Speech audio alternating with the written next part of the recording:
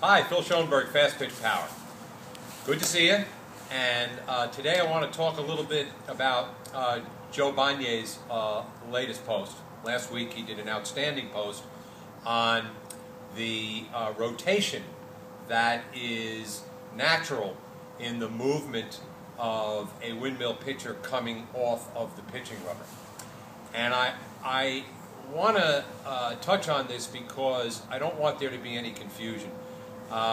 Joe's posts are geared largely toward fitness and training professionals and coaches, and I want to make sure that there's a clear understanding in the difference between what we talk about as rotation and what he's talking about as rotation, even though it's the same body that's performing the movement.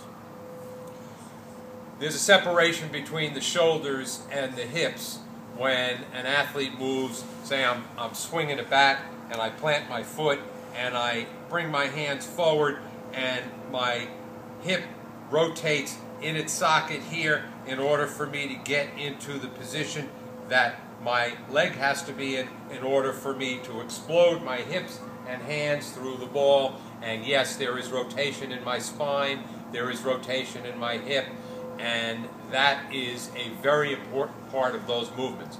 Joe also likened it to a golf swing, where the golfer is here and goes into that spinal rotation, and the same thing, I've got some hip rotation here as my hips explode through as I make contact and my spine rotates through.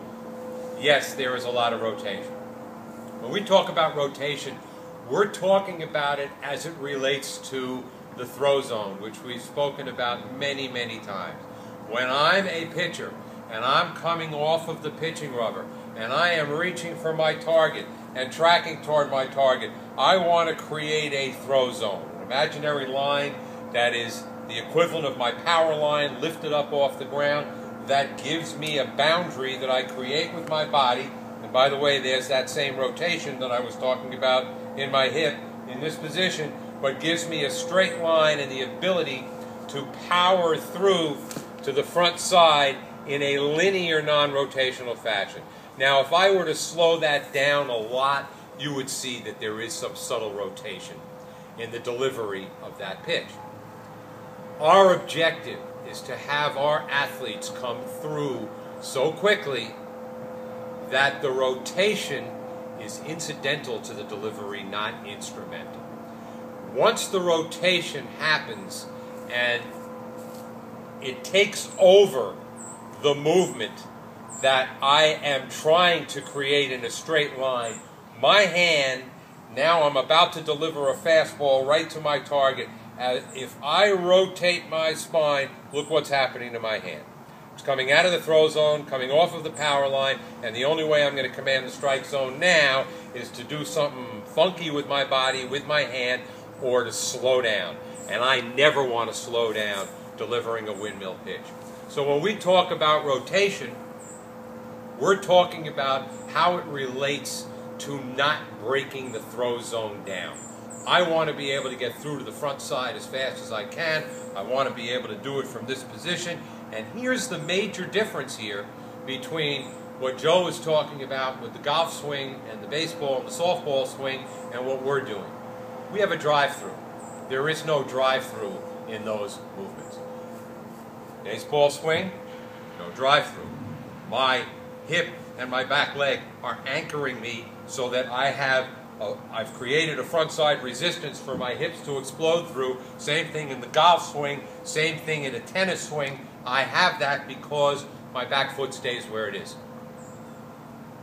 In windmill pitching, conversely, my back foot drives through as part of the delivery of my pitch. So instead of leaving it back there, which would create rotation, and it's one of the mechanical flaws we talk about a lot, if I leave that back foot here as I come off the pitching rubber and I don't bring it through, I'm going to be leaning forward. My hips are going to rotate. They got no place to go. My shoulders and spine. My spine is going to rotate, bringing my shoulders around. My throw zone's going to break down. I'm going to lose command of the strike zone. So it's very important to think in terms of windmill pitching when I come off that pitching rubber to get that drive foot through as fast as my hand comes through. On the ground, giving me a solid foundation, a firm front side, and the ability to deliver that ball with speed and command consistently. I hope this has clarified this issue for you guys. Anybody who's got any questions on this, love to hear your comments, love to hear your questions, and we'll always try our best to answer them. As always, it's great to talk to you, and I'll speak to you next time.